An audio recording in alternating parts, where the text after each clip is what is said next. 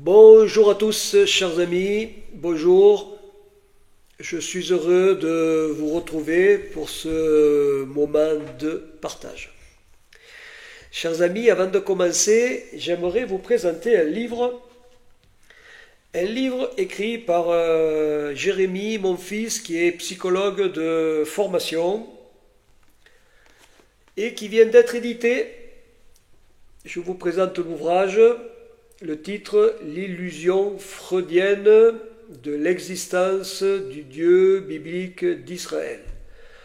Croire en Dieu, une illusion, point d'interrogation.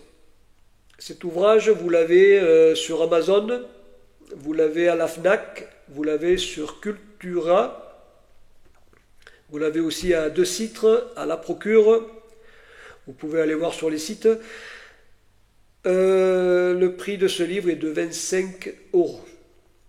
Je vous le recommande car il est très instructif, très intéressant. Voilà, chers amis.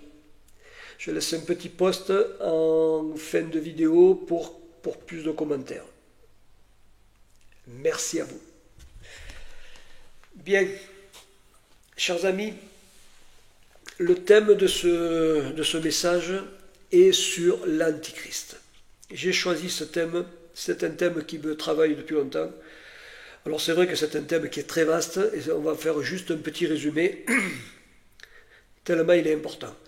Mais je trouvais nécessaire de vous en parler, car la marche du monde d'aujourd'hui, tout converge vers l'arrivée sur la scène mondiale du personnage de l'Antichrist selon les prophéties de la Bible.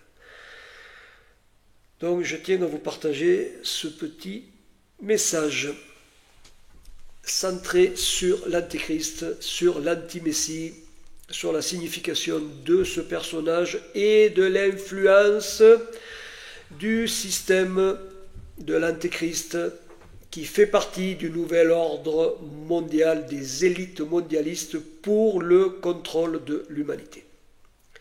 Le système mondialiste prône un futur de réalité augmentée comme étant la panacée, la solution pour un monde supérieur dirigé par la supervision de l'intelligence artificielle au service du système mondialiste de contrôle planétaire.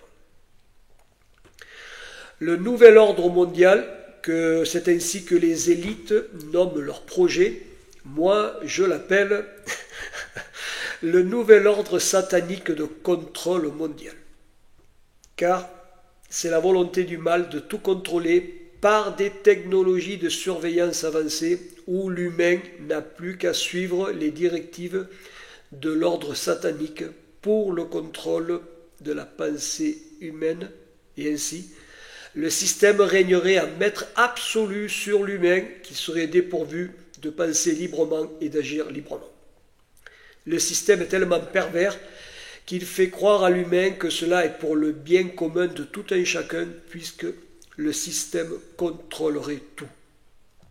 L'économie, le climat, la géopolitique, l'éducation, le travail, les loisirs, le bien-être et même la religion. Le contrôle que le système satanique mondial est en train de mettre en place cherche à priver l'humain de penser autrement que par le système afin de soumettre l'humain au dogme mondialiste, pour amener l'humanité à accepter le nouvel ordre mondial satanique qui sera incarné dans la personne de l'Antichrist. La première fois qu'il est fait allusion à ce personnage se trouve dans la Bible, dans le livre de Daniel au chapitre 7. Dans ce chapitre sont décrites 4 bêtes qui représentent les empires du passé. Les 4 empires du passé. Premier empire Babylone, deuxième empire les Mèdes et les Perses, troisième empire la Grèce, quatrième empire Rome. Ces 4 empires sont considérés par la Bible comme des bêtes à cause de leur conduite bestiale, comme de leur appétence et de leur convoitise. On va faire une première lecture dans le livre de Daniel, au chapitre 7, versets 7 et 8.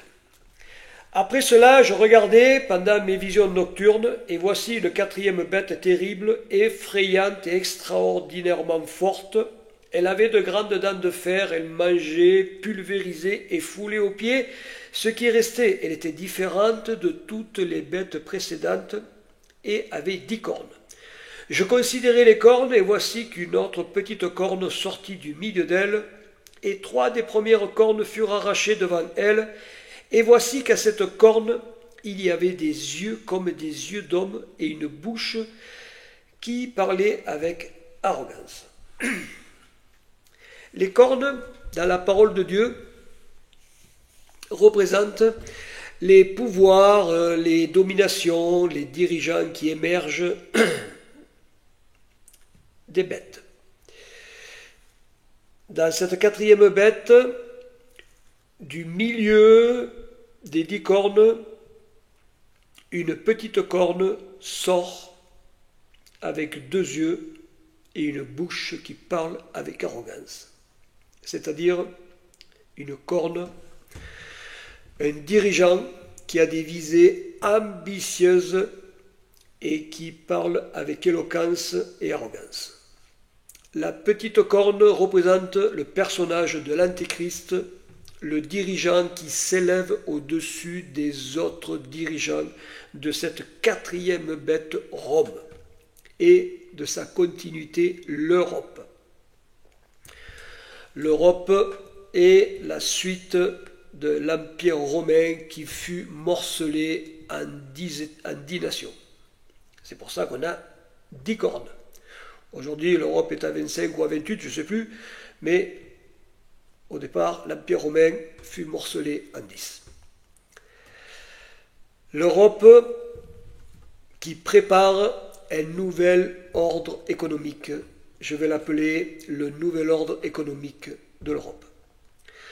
Le système économique européen qui se met en place sera virtuel, ce qui veut dire que l'argent deviendra virtuel et l'argent tel que nous le connaissons aujourd'hui, bientôt, ne sera plus le même et nous basculerons dans un monde économique totalement différent de celui que nous avons sous les yeux, car tout sera sous le contrôle virtuel de l'intelligence artificielle et de tous ceux qui sont derrière, c'est-à-dire les élites mondialistes, globalistes.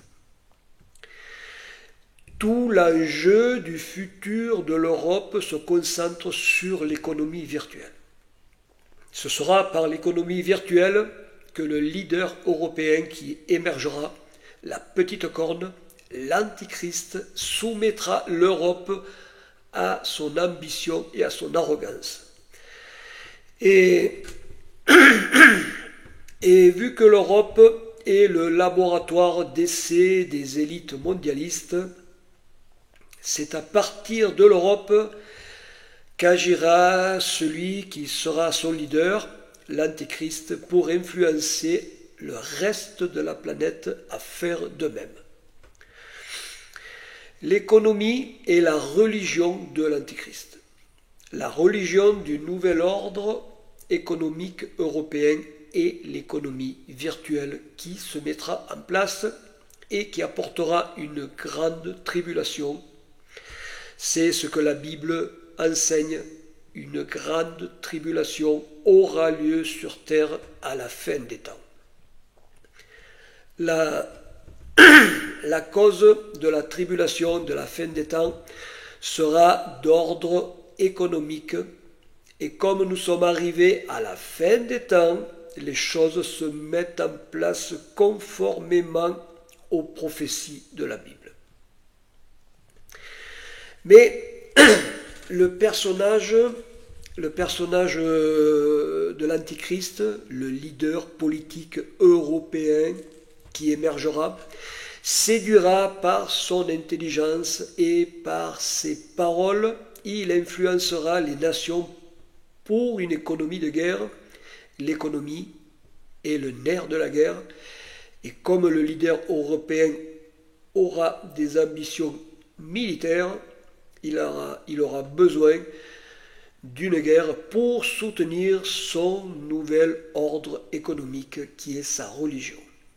Et l'Antéchrist imposera sa religion économique par une marque virtuelle à l'identité du système. On va faire une lecture dans le livre de l'Apocalypse au chapitre 13. Chapitre 13 de l'Apocalypse.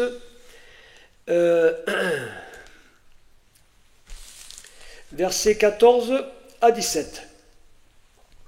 Elle séduisit, donc la bête, elle séduisit les habitants de la terre par des signes qu'il lui fut donné d'opérer devant la bête, en disant aux habitants de la terre de faire une image de la bête qui a été blessée par l'épée et qui a survécu. Et il lui fut donné d'animer l'image de la bête, afin que l'image de la bête parle et fasse mettre à mort tous ceux qui ne se prosterneraient pas devant l'image de la bête. Elle fait que tous, les petits et les grands, les riches et les pauvres, les hommes libres et les esclaves, reçoivent une marque sur la main droite ou sur le front, et que nul ne puisse acheter ni vendre sans avoir la marque, le nom de la bête ou le chiffre de son nom. Nul ne pourra acheter ni vendre sans la marque de la bête, son nom ou le chiffre de son nom. La marque de la bête est en rapport avec le nouvel ordre économique qui se mettra en place. Je vous fais remarquer que la Bible dit la bête, ce qui veut dire que cet ordre économique sera bestial. Il n'aura rien d'humain, il sera impitoyable. Alors que sera cette marque? Eh bien, cette marque pourrait être un QR code, nous avons déjà connu ça, ou un pass, ou peut-être un implant dans la main. C'est ce qui se fait déjà dans certains endroits où les gens ont des implants avec des informations les concernant. L'argent sera virtuel, le moyen de paiement sera virtuel. Alors, quoi qu'il en soit, ce marquage portera l'identité de l'Antéchrist, et quiconque se laissera marquer sera identifié comme appartenant à l'Antéchrist, c'est-à-dire au système économique satanique globaliste. Ce qui revient à dire que quiconque reçoit la marque de la bête s'agenouille, se prosterne devant l'Antéchrist, ce qui équivaut à faire un pacte avec l'Antéchrist afin de pouvoir continuer à vivre, c'est-à-dire à acheter et à vendre, comme le dit le texte de l'Apocalypse. Ce sera une période difficile économiquement pour quiconque refusera la marque de la bête. L'Antéchrist sait très bien qu'en touchant à l'économie, c'est-à-dire en touchant au portefeuille, au pouvoir d'achat, il soumettra par la pression économique, il soumettra les gens à adopter son nouveau système monétaire de paiement identifié comme la marque de la bête. Et nous allons effectivement vers cette grande tribulation. Alors, ce n'est pas immédiatement, ce n'est pas pour demain, mais il faut le savoir pour se préparer mentalement, sans sombrer dans la panique. Il faut raison garder, et pour autant que cela soit possible, faire des réserves de nourriture, d'eau, comme du nécessaire d'hygiène au cas où les choses s'accélèrent. Bien sûr, la pression économique ne sera pas ressentie de la même manière de par le monde, mais il est préférable de prévoir, car le Seigneur, dans sa parole, nous demande d'être prudents. Et si les choses se compliquent, encore plus, rappelons-nous que l'Éternel a nourri le peuple d'Israël pendant 40 ans dans le désert avec de la manne, et que l'Éternel a fait sortir du rocher de l'eau pour donner à boire au peuple d'Israël. Le peuple d'Israël était des milliers de personnes et il y avait des milliers d'animaux. Alors si l'Éternel a fait tomber du ciel la nourriture, la manne, pour nourrir des milliers de personnes, et s'il a donné de l'eau pour abreuver des milliers d'animaux et pour donner à boire à son peuple qui était des milliers, à plus forte raison, à nous, individuellement, il nous donnera le nécessaire. Alors ne soyons pas inquiets à l'extrême, car l'Éternel veille sur les siens. L'Éternel est au contrôle de la situation quoi qu'il arrive, et il ne nous manquera rien. Comme le dit le psaume 23. L'Éternel est mon berger, je ne manquerai de rien. Il me conduit près des verts pâturages, il me dirige près des eaux paisibles. Vous pouvez le lire, il est magnifique ce psaume, apprenez-le. Dans le livre du prophète Ésaïe, au chapitre 30 et au verset 20, le Seigneur dit « Le Seigneur vous donnera du pain dans la détresse et de l'eau dans la pénurie. » Ce sont les promesses de l'Éternel. Le Seigneur est fidèle dans ses promesses.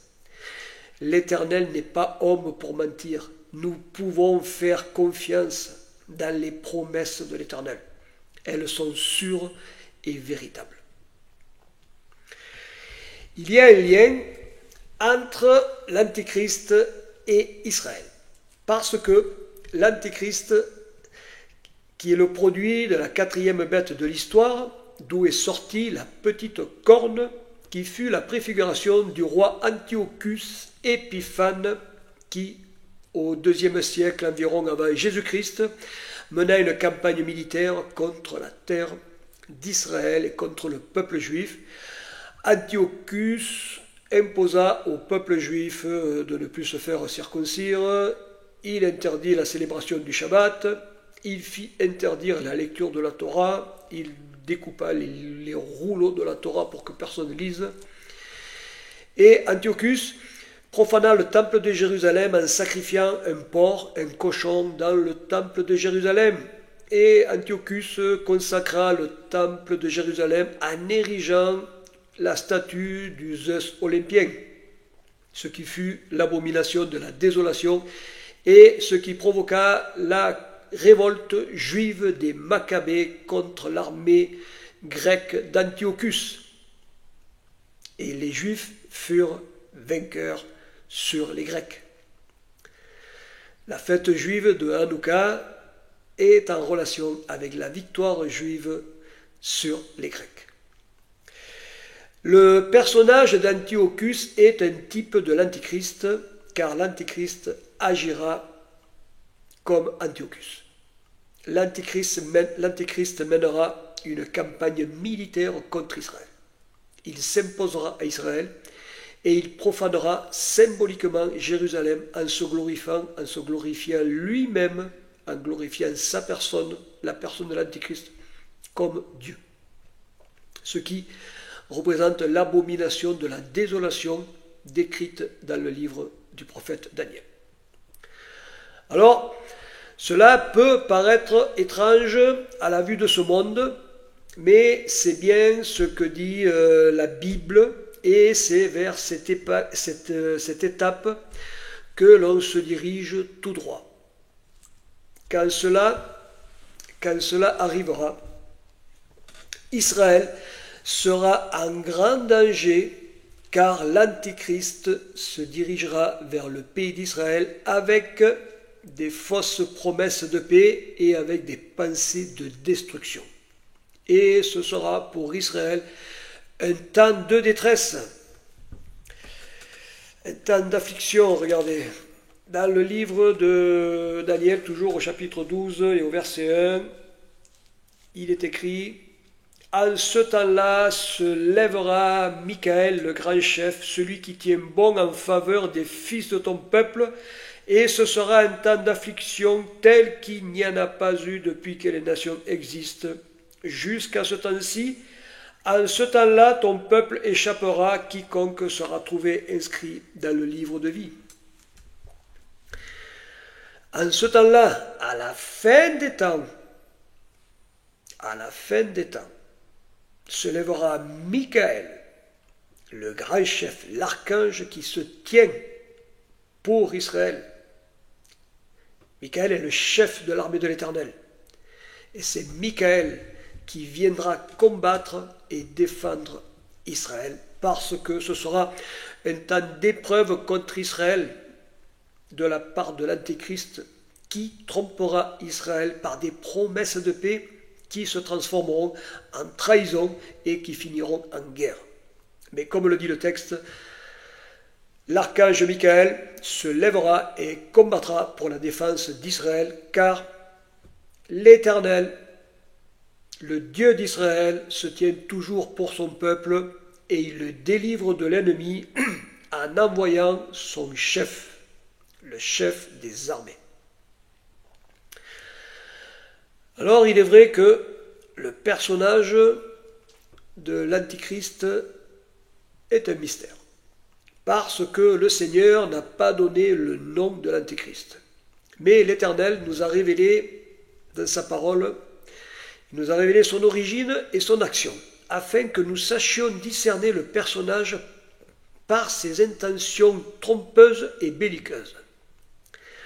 Le livre de l'Apocalypse donne le chiffre de son nom. D'ailleurs, je vais y retourner.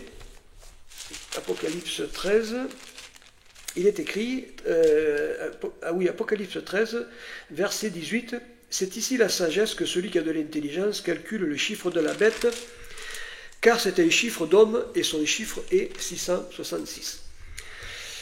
Alors, il faut faire attention avec le chiffre 666, parce que beaucoup font dire n'importe quoi à ce chiffre et y associent des personnages de l'histoire et des personnalités existantes. Ce chiffre est un code pour discerner l'Antéchrist. La Bible a été écrite en hébreu. Après, elle a été traduite en grec et du grec à toutes les langues.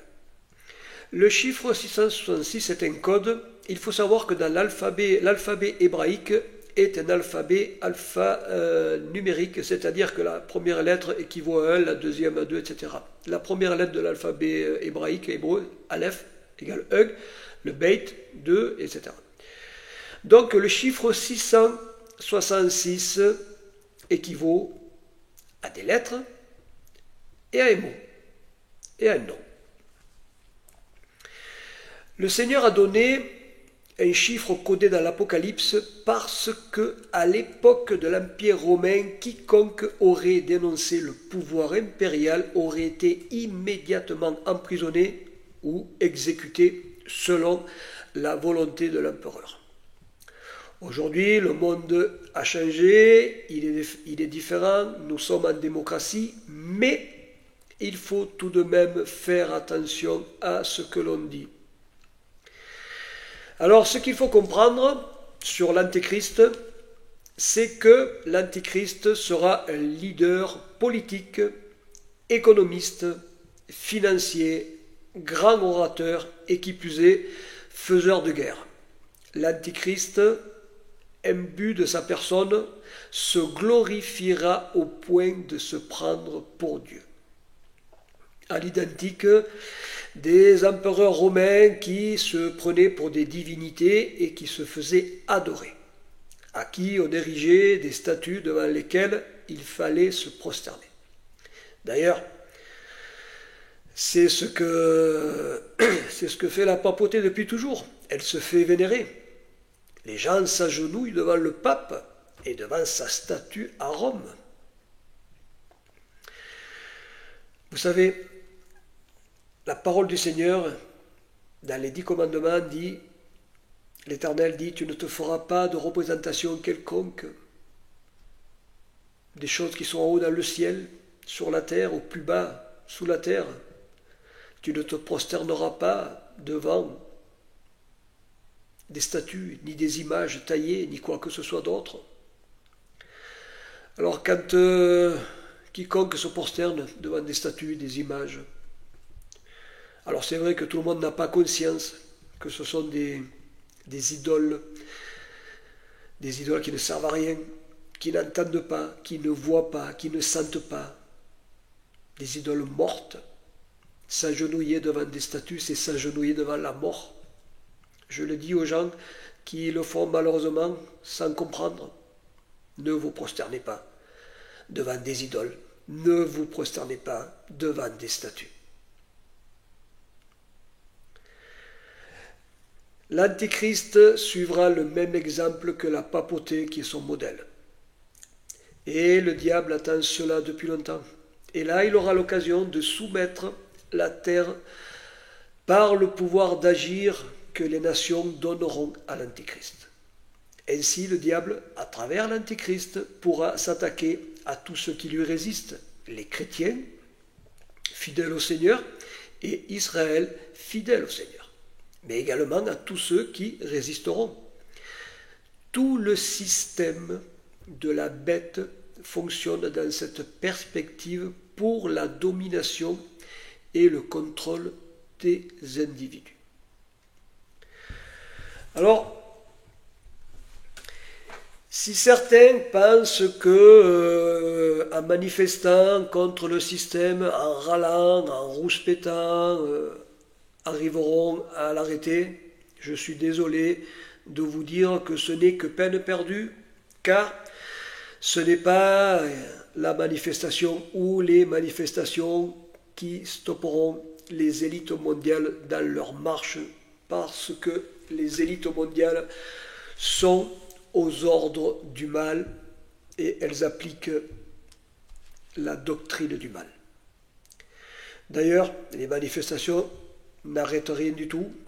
Le système continue sa marche parce que le système a englobé toutes les couches de la société et que tout le monde sera d'une manière ou de l'autre confronté au système de la bête et à la tribulation qui vient avec.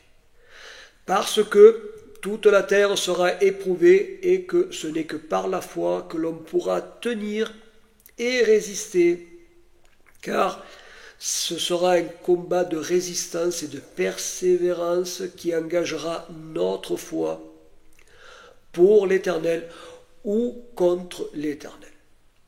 Personne ne pourra arrêter ce qui est en marche parce que cela doit aller à son terme. C'est un combat qui a commencé au ciel et qui se terminera ici sur la terre. Le but du diable, toujours le même, la soumission de l'humain à sa volonté. Le diable s'est révolté dans le ciel contre l'Éternel et le diable se révolte ici-bas aujourd'hui à la fin des temps avec beaucoup plus de fureur puisque nous sommes arrivés à la fin des temps et que la technologie moderne avancée lui permet d'avoir le contrôle planétaire global. Et qui plus est, avec une économie qui se transforme en virtuel pour que les humains se soumettent à la monnaie virtuelle. Et ainsi, Satan pourra soumettre par l'Antichrist, pourra chercher à soumettre l'humanité à son dogme par l'argent virtuel codé selon sa marque. Dans le livre de l'Apocalypse, je vous prends un autre texte, Apocalypse 3, Apocalypse 3 du verset 10 à 13. Le Seigneur Jésus parle et dit « Parce que tu as gardé la parole de la persévérance en moi, je te garderai moi aussi de l'heure de l'épreuve qui va venir sur le monde entier pour éprouver les habitants de la terre. Je viens bientôt. Tiens ferme ce que tu as afin que personne ne prenne ta couronne. Du vainqueur, je ferai une colonne dans le temple de mon Dieu, et il n'en sortira plus. J'écrirai sur lui le nom de mon Dieu et celui de la ville de mon Dieu, la nouvelle Jérusalem, qui descend du ciel auprès de mon Dieu, ainsi que mon nom nouveau. Que celui qui a des oreilles écoute ce que l'Esprit dit aux églises. » Vous voyez ? Je le redis à toutes les personnes qui s'engagent dans la protestation, dans les manifestations contre le système, et surtout à ceux qui ont la foi, ceux qui n'ont pas la foi à la limite. On ne peut pas leur en vouloir, ils ne savent pas. Mais ceux qui ont la foi, tous ceux qui sont dans le Seigneur Yeshua, et qui protestent, qui râlent, qui rouspètent, qui manifestent, quel est votre intérêt?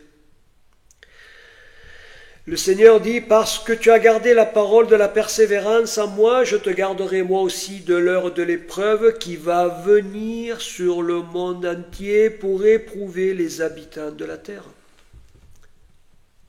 C'est marqué noir sur blanc. Cela va arriver pour éprouver les habitants de la terre. Donc, c'est pas la peine de se prendre la tête avec la politique, avec ce que font les politiciens. Nous qui sommes à Yeshua, à Jésus, nous, notre royaume est à venir.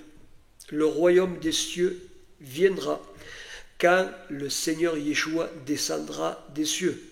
Le royaume des cieux, nous l'avons déjà dans le cœur par le Saint-Esprit. Et bientôt, nous le verrons dans sa réalité quand le Seigneur sera là. Donc, nous sommes citoyens par la foi à Yeshua, par le Saint-Esprit, nous sommes déjà citoyens du royaume des cieux à venir. Alors, c'est pas la peine de se prendre la tête et de se faire du mal et de stresser ou de tomber dans la dépression face à la tribulation qui va arriver. Elle est marquée dans la parole de Dieu et elle arrivera. Alors, soyez en paix, vous qui êtes dans le Seigneur, ne vous prenez pas la tête. Nos prières doivent se tourner vers le Seigneur. Nos demandes doivent se tourner vers le Seigneur. Nos requêtes doivent aller vers le Seigneur. Car notre secours vient de l'Éternel qui a fait les cieux et la terre. Nos regards doivent se tourner vers le Seigneur. Il est notre secours. Il est notre protecteur. Il est notre rocher. C'est lui qui nous nourrira dans la détresse et qui nous donnera de l'eau dans la pénurie. Nous devons faire confiance et croire dans les promesses de l'Éternel et ne pas se prendre la tête avec la politique de ce monde. Nous devons faire notre devoir civique, ça c'est vrai, participer à la bonne marche de la nation, ça c'est vrai, parce que le Seigneur nous le demande, et le Seigneur nous demande même de prier pour nos dirigeants. Il est dit dans la parole, dans les épîtres, c'est Paul qui dit de lever nos mains et de prier pour nos dirigeants, même si cela nous enquiquine et nous dérange parce que les dirigeants ne correspondent pas à ce que nous attendons. Mais n'oubliez pas que les dirigeants, c'est Dieu qui les place. Nous avons peut-être les dirigeants que nous méritons, mais c'est comme ça. Nous sommes dans le Seigneur et nous devons vivre dans cette espérance, dans cette persévérance et garder la parole du Seigneur en nous et attendre le retour du Seigneur Yeshua en confiance, en sachant que l'Éternel interviendra pour nous au moment opportun. Alors, débarrassez-vous de toutes ces anxiétés, de tous ces stress qui ne servent strictement à rien et qui ne font que du mal. Le Seigneur dit, je vous donne ma paix. Alors soyez en paix en Yeshua. Donc le système qui se met en place est un système virtuel auquel, bien sûr, qui va éprouver le monde, et le Seigneur nous recommande de ne pas accepter, de ne pas prendre la marque de la bête.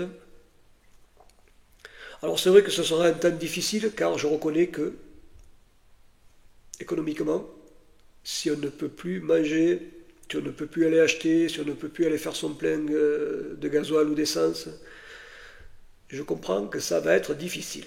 Mais le Seigneur nous a donné une promesse, on va y croire.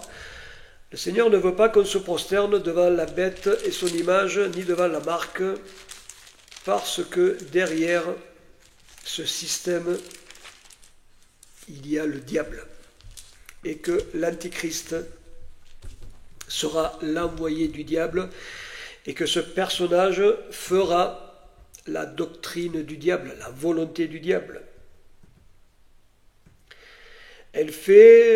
La bête, elle fait que tous, les petits et les grands, les riches et les pauvres, les hommes libres et les esclaves reçoivent une marque sur la main droite ou sur le front, et que nul ne puisse acheter ni vendre sans avoir la marque de la bête ou le chiffre de son nom.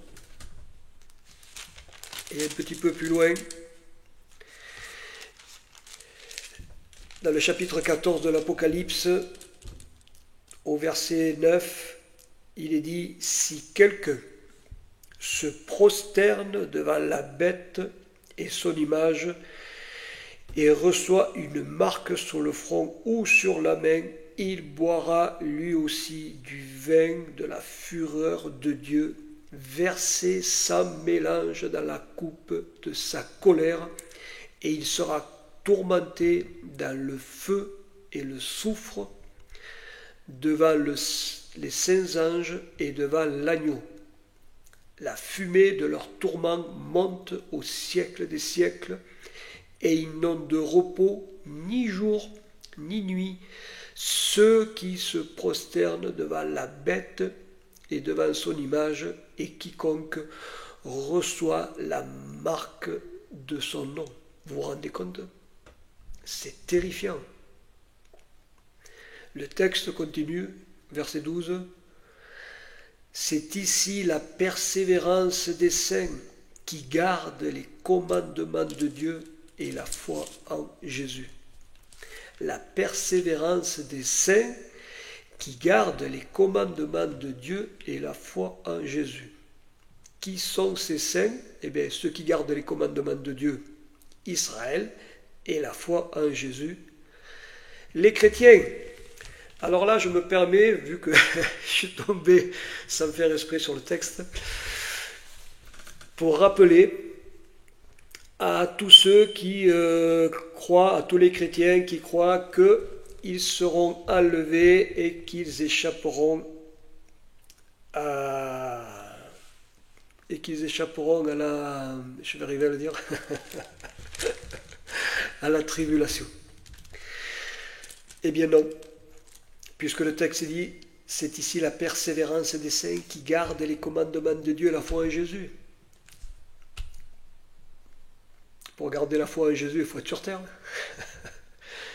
Quand vous êtes au ciel, vous n'avez plus besoin d'avoir la foi puisque vous êtes devant le Seigneur. Vous comprenez?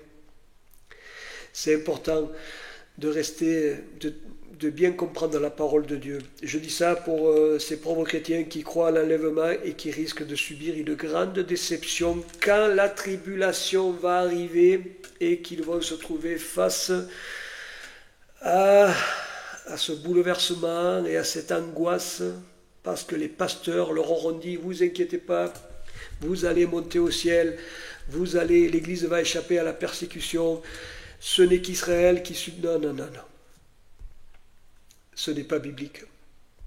Regardez, je continue parce que je suis sur le sujet du...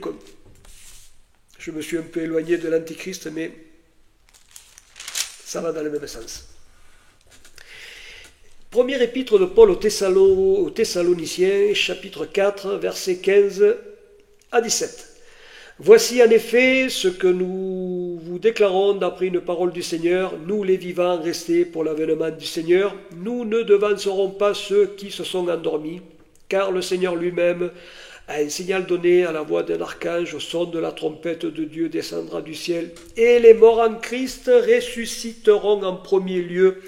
Ensuite, nous les vivants qui serons restés, nous serons ensemble enlevés avec eux dans les nuées à la rencontre du Seigneur dans les airs, et nous serons toujours avec le Seigneur. Vous voyez, pas d'enlèvement d'église, il faut que le Seigneur vienne, que les morts en Christ ressuscitent en premier lieu, et ensuite la logique, que les vivants soient enlevés pour aller à la rencontre du Seigneur Jésus qui descend, à la rencontre dans les airs. Et puis un autre texte me vient en tête, je vais vous le partager. Je me suis un peu écarté du sujet, excusez, mais je trouve que c'est important. Matthieu 24. Matthieu 24, versets 30 et 31. Jésus dit, « Alors le signe du Fils de l'homme paraîtra dans le ciel, toutes les tribus de la terre se lamenteront, et elles verront le Fils de l'homme venir sur les nuées du ciel avec beaucoup de puissance et de gloire. Il enverra ses anges avec la trompette retentissante, et ils rassembleront ses élus des quatre vents depuis une extrémité des cieux jusqu'à l'autre. » Là, on ne peut pas être plus clair, c'est le Seigneur Jésus, le Maître qui parle et qui dit que nous devons d'abord voir le Fils de l'homme, donc Jésus, venir sur les nuées du ciel avec puissance et gloire. Je ne sais pas si vous arrivez à imaginer ce que ça peut être puissance et gloire. Le ciel ouvert, le Seigneur descendre avec ses anges resplendissants, la puissance bien sûr, et la gloire, l'éblouissement. Donc ça, il faut que nous le voyions si nous sommes vivants. Et le texte dit que le Seigneur enverra ses anges, avec la trompette retentissante. Ce qui est normal, comme disait l'apôtre Paul, à la dernière trompette, au son de l'archange. Et ils rassembleront les élus des quatre vents depuis une extrémité des cieux jusqu'à l'autre. Donc, le Seigneur Jésus apparaît dans le ciel, il fait descendre ses anges récupèrent les élus, les rachetés, pour monter à la rencontre du Seigneur dans les airs. Le Seigneur descend pour poser ses pieds sur le mont des Oliviers, face à la ville de Jérusalem, parce que le Seigneur vient pour détruire l'Antéchrist qui sera là-bas, et le Seigneur, par le souffle de sa bouche, détruira l'Antéchrist et le jettera dans le feu de la géhenne, lui, le diable, et tous ceux qui se prosterneront devant la bête et qui prendront la marque ou le chiffre de son nom. Tout est lié, vous comprenez, la parole du Seigneur, elle est cohérente, elle est une. De la première page de la Bible jusqu'à la dernière page de la Bible, tout est cohérent. Le Seigneur dit de ne rien ajouter et de ne rien retrancher. On l'a dans le livre de l'Apocalypse. Je me permets de vous le lire. C'est important de comprendre tout cela. Si quelqu'un retranche des paroles du livre de cette prophétie, Dieu retranchera sa part de l'arbre de vie et de la ville sainte. Vous comprenez? Il ne faut rien toucher. La Bible, elle est écrite, elle est comme ça. Vous la prenez telle qu'elle. On la comprend ou on ne la comprend pas, c'est différent. Mais on ne joue pas avec la parole du Seigneur. On ne retire pas des trucs qui ne nous intéressent pas et on garde ceux qui nous intéressent. Non. La parole du Seigneur est une et entière comme l'Éternel est un Echad. On ne peut pas couper l'Éternel en deux et prendre ce qui nous plaît de lui ou pas, non. On ne pourra pas vivre dans le royaume des cieux à moitié ou partiel. C'est entier ou pas du tout.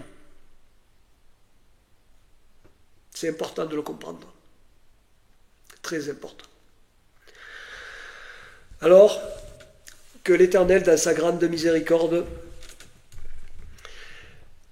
garde et protège ses enfants, que l'Éternel garde, protège Israël face à l'Antichrist et au système mondialiste satanique qui va s'attaquer à Israël. D'ailleurs, il s'attaque déjà par les terroristes, par l'Iran et par tous les islamistes qui veulent faire du mal à Israël et qui, vous savez dans quelle situation se trouve Israël depuis le 7 octobre.